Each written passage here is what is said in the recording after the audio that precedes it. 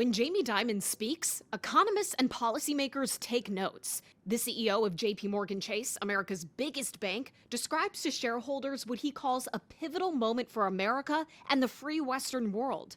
He writes, "Only America has the full capability to lead and coalesce the Western world. And now we must do so as America's leadership is being challenged around the world. There is nothing more important." Russia's invasion of Ukraine and violence in Israel and Gaza, he says, may very well be creating risks that could eclipse anything since World War II. Echoing comments he made in January in support of U.S. aid to Ukraine. American leadership has to explain to the American public why it's important. Has to remind them of what happened in 1917. Has to remind them what happened in 1941.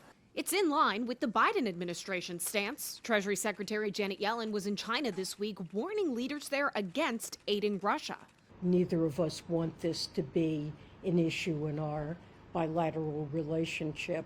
Dimon breaks from the administration on trade, implying the president's policies are not pragmatic, like a temporary pause on pending exports of liquefied natural gas, which does not apply to the 20 countries with free trade agreements with the U.S.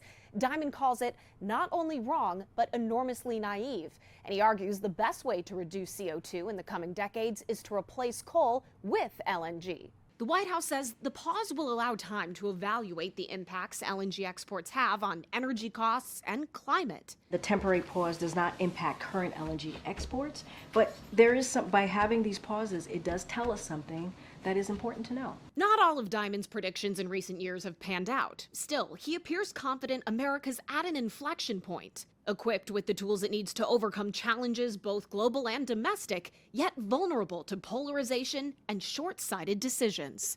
In Washington, I'm Atrel Najar reporting.